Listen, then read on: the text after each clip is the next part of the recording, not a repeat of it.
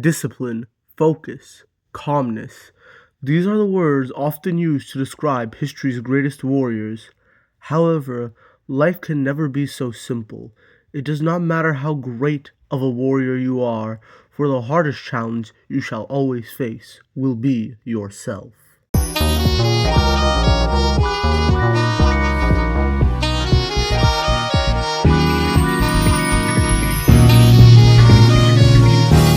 Hello again. Today we are going to be talking about one of my favorite tropes in fiction, the enemy within. Now, this is a trope I guarantee you've seen a lot in media, and I guarantee you've seen the version of it that makes this discussion so hard to have. The mental health elephant in the room.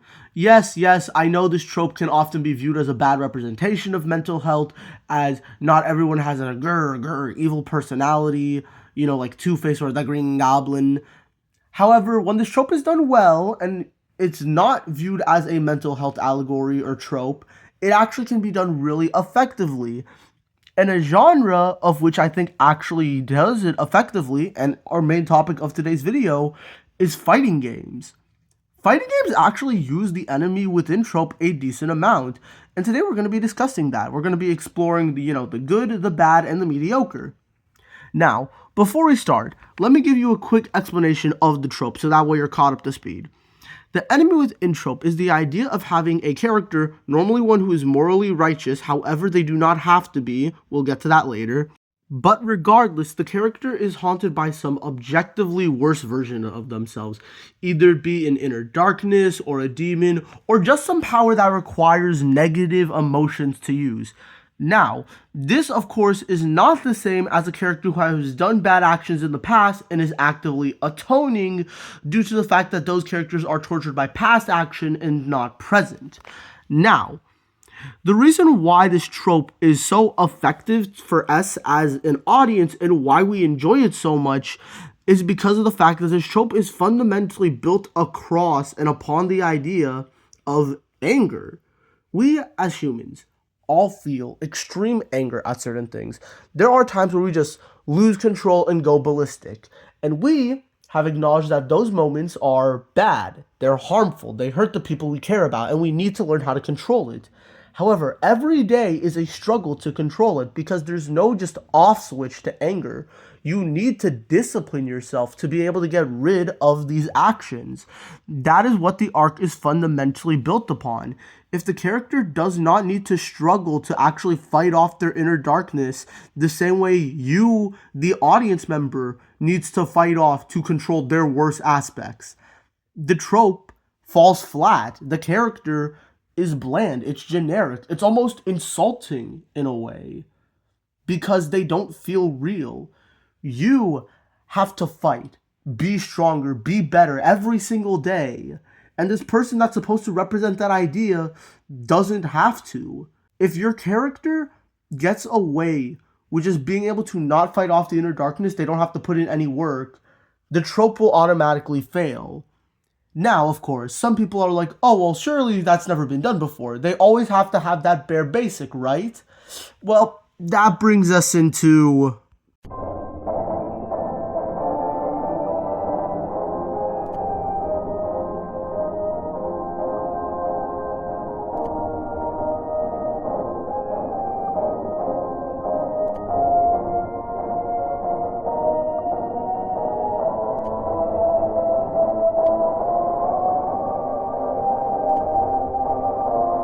Killick. Woo! Look at him go. That's Killick, alright. Yeah. Woo! Amazing. Oh, shoot, wrong footage. Okay, if that didn't give it away, I'm not exactly a big fan of Killick. I find him boring and uninteresting. And yes, this is often done for enemy within characters to show the difference between them and when they let their inner darkness activate. However, it doesn't really work for Killick because Killick's main failures as a character are almost entirely conceptual. And yes, I know concept and execution are tied. So me saying, oh, Killick could have been fine if they didn't mess up his concept, I know to some people that's like, well, I mean, is it possible to have a bad concept but a good execution? Yes, but not in Killick's case. So, Kilik, as we've established, is an enemy within character. So, he talks about how he can't succumb to his power, how he needs to, control himself, how he can't let the power consume him. Good stuff, right? I mean, this is a great basis for the character. That's how basically all of them are written. Kind of generic, boring starter personality to contrast the evil darkness of their other personality. However, I brought up Kilik's extreme complaining about his inner darkness for a reason. Kilik has this thing known as the Dvapara Yuga. Yeah, I really hope I pronounced that correctly. Essentially, it is a magic mirror that Kilik wears around him at all times to suppress his inner darkness for him. Sometimes it doesn't even need to be a full mirror. It could just be a necklace, so he doesn't even need the full thing. And when he's wearing it, I'm not joking or exaggerating. He just doesn't have to control his inner darkness. It's sealed for him. So much so that in the Soul Calibur 6 story mode, when you try to play Kilik in the main story, 99% of the missions, his soul char is disabled because his soul charge in that game is him turning his evil mode and using his inner darkness. So, because he can't obviously do that throughout most of the main story because he's wearing the mirror, guess what? They disable it for you. Now, this isn't a bad thing. I actually think that's a really cool gameplay execution. But it means Kilik is physically incapable of ever succumbing to his inner darkness unless he takes the goddamn mirror off. Kilik is 100% in control. There is nothing ever puts him in a situation where he has to succumb to the darkness. No, it's completely avoided. He doesn't actually have to deal with it because the mirror does all the work for him. And the one time we ever see him actually overcome his inner darkness, it's in Soul Calibur 5 and it's completely off screen, so we have no idea how he did it. So, at the start, he has a mirror doing all the work for him, and by the end, we don't even know how he overcame it. He doesn't work conceptually. The moment they introduced the mirror, Kilik stopped working as a character because the inner darkness story type only works if your character actually has to struggle. But without Kilik actually having to struggle, without Kilik actually having to fight through, he doesn't come across as tortured and anguished. He comes across as whiny and bratty. So, if Kilik is a failure from a conceptual level, is it possible to succeed conceptually but fail executionally? There is. It's happened before. Let's talk about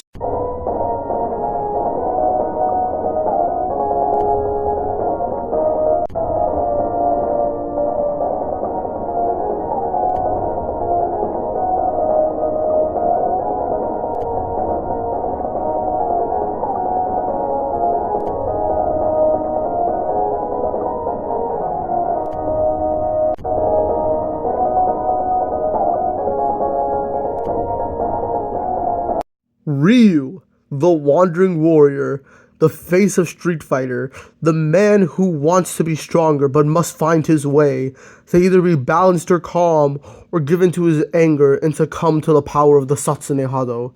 So, the Satsune Hado is what I brought up earlier.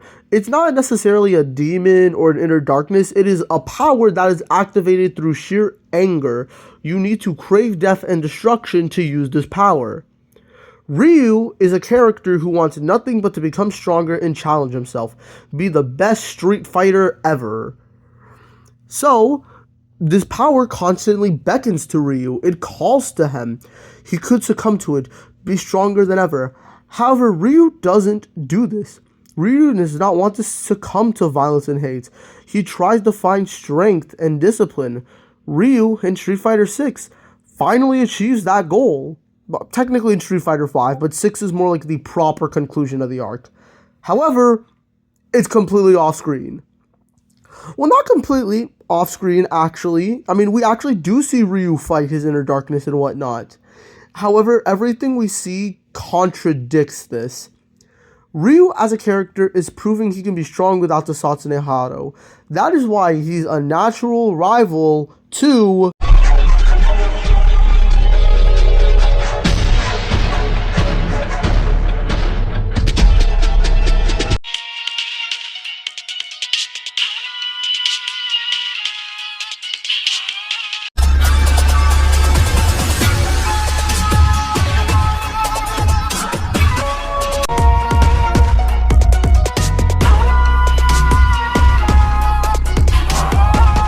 Akuma, the master of the Satsune Hado, the rival of Ryu, both sides of the same coin, both warriors exploring the world, trying to find their ways to become stronger.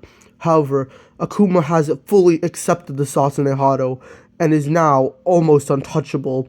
His whole rivalry with Ryu is him trying to get Ryu to embrace the power of the Satsune Hado. However, Ryu refuses, proving that you do not need hate to be strong. Is what I would say if Ryu ever won a fight against him. Every canon fight Ryu and Akuma have, Ryu loses. It is so bad. His win-loss record is horrible against Akuma. It is pathetic.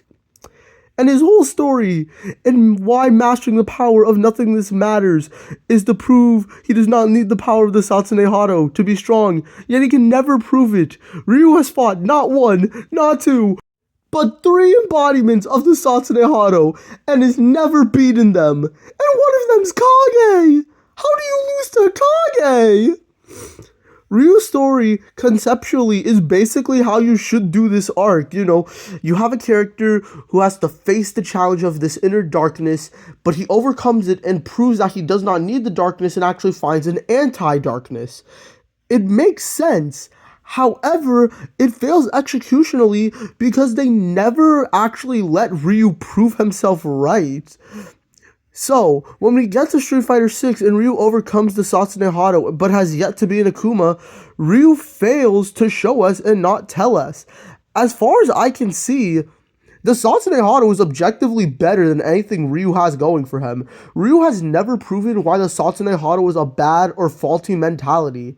The execution of Ryu is pure and utter failure. There is no other way around it. Ryu conceptually works, but he fails in execution because they refuse to let Ryu beat Akuma. Now, this brings up a question. Has the enemy within fighting games ever been done correctly? Of course it has. I said it's one of my favorites, and I wouldn't be making this video if it's only been done poorly. Now, the funny thing about this is that the best examples both came from the same company that gave us our worst. Bandai Namco has given us some of the greatest examples of this trope in fighting games.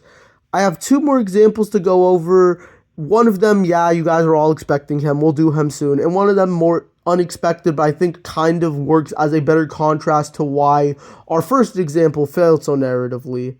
Let's start with who you expected.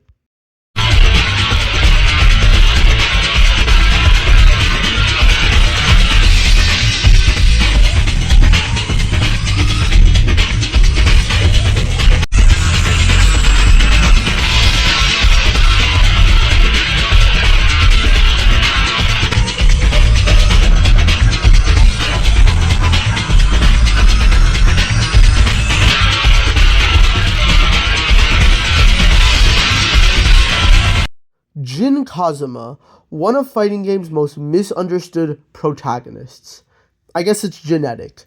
Now, I know Tekken 6 set the character back, and I know, according to a lot of people, he's unredeemable because of his actions in Tekken 6. However, I think we as a society need to realize we live in a post-Tekken 8 world, and therefore actually look at Jin with a more critical angle and not just acknowledge Tekken 6 as, nope, that ruined the character. So, a bit of background on Jin. Jin Kazuma was introduced in Tekken 3. He's the son of Kazuya Mishima and Jun Kazuma. Now, his mother dies at the hands of Ogre, so he trains under his evil grandfather, Heihachi. Heihachi, of course, is, as always, a horrible person. This guy sucks.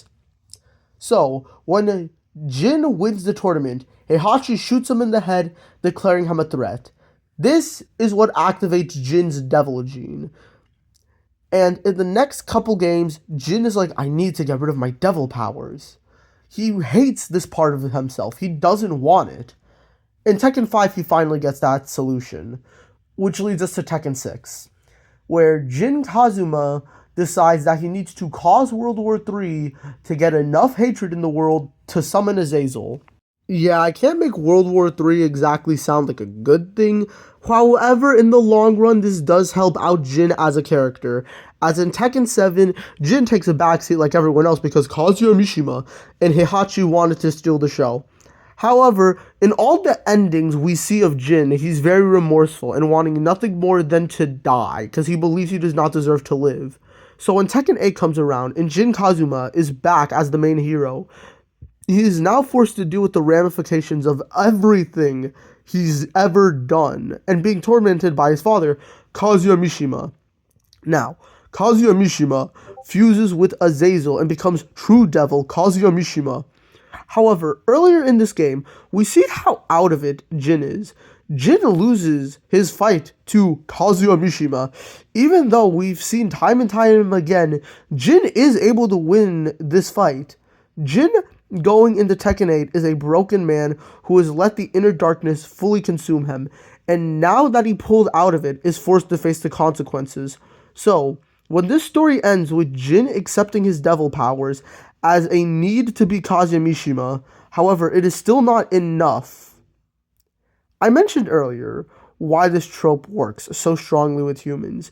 It forces us to reflect and deal with our negative and bad emotions, such as anger. However, we all know that sometimes you need to be angry. But in the end, we view it as a need in these situations. That is not accepting anger. That is accepting using a weapon. To accept anger, you must truly accept it as a part of yourself. Jin gets his angel form, not by choosing to be good and then having that goodness be so strong he gets a new power, but instead by accepting himself and his inner darkness. He accepts that the devil gene is a part of him. And that's what allows him to be strong. And then at the end, even when he loses the devil gene and he has to fight Kazuya Mishima as a human, they both are purely human, but Jin's fully accepted himself. He's using his full arsenal, and it's so beautiful mixing in gameplay in with storytelling. Jin Kazuma is only so strong because he was able to accept the enemy within him is still a part of him. So, he tried everything in his power to get rid of it, but it didn't work. The only thing that ever truly led to being able to get rid of it is accepting it. And that is beautiful. So to conclude, Jin starts off as someone who wants revenge and gets his emotions taken over by his grandfather. Then he gets betrayed and now has the devil within him always acting. He then tries to get rid of this power. He succumbs to the power and hate, but then in an even rarer twist of events, because normally when you succumb to the hate, you're stuck with it. He pulls himself out of the hate. He does good, and he becomes a good man. Jin Kazuma is an amazing character that now has completed his arc. However, I did say I have two best coming from Bandai, and since you've made it this so far, here's a little treat. Let's talk about...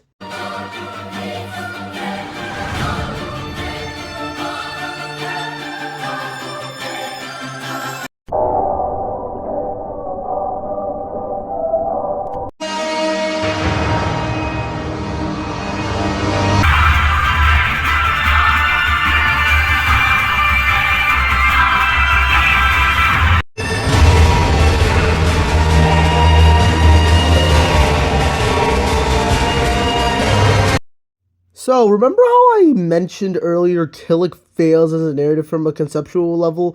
Well, Bandai Namco decided to revisit that idea by making a new character who is better in every way. Yes, I love Goro. Graw. Yeah, his name is really hard to say, it's even inconsistent in the game, but that doesn't matter. Our boy Graw is part of a secret group and is sent to take down Nightmare. I ain't gonna lie, he got cooked for real. As well, another character who is introduced in Soul Calibur 6 brings him back to life, but gives him the power of an outsider. Now, why is this a problem?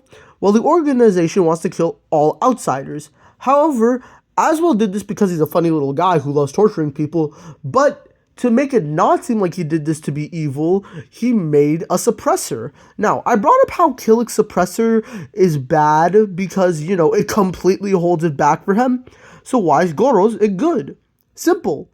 Even though it holds back the power of the darkness, he doesn't actually get it off scot-free. He always hears the inner darkness listening to him. So, despite having the suppressor constantly holding his power back, he still has something beckoning to him, asking him to use the power, to fully succumb to the dark side, be evil. And it's not like he's even that good of a guy anyways. He kind of starts off morally gray, where he's like very douchey and like kind of rude to everyone. And like I said, he is doing genocide, so not exactly Mr. Moral Righteousness over here, which is kind of unheard of when it comes to this genre of character, because normally they're like super good guy and then evil devil. It still has a surprising contrast because we go from a thoughtful but cold man to a mindless beast. That's a way you can make that contrast work. In a way that's more interesting than Kilik, whose contrast sure is extreme, but also doesn't work because the suppressor does all the work for him. Garo still needs to put in work. He doesn't have the suppressor do it all for him. So, we've been over this. Kilik fails conceptually because of the suppressor. Garo shows how to do the suppressor idea and still have it work. I really like him, and I hope he comes back in Soul Calibur 7. I think he's an interesting character, I think he's fun, and I think he's the better enemy within character when it comes to Soul Calibur.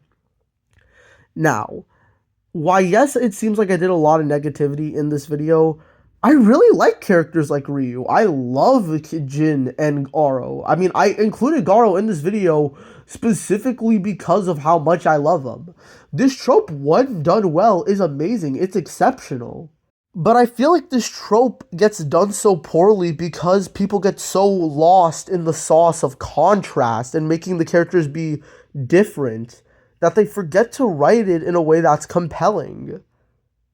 So, what is there to learn from this?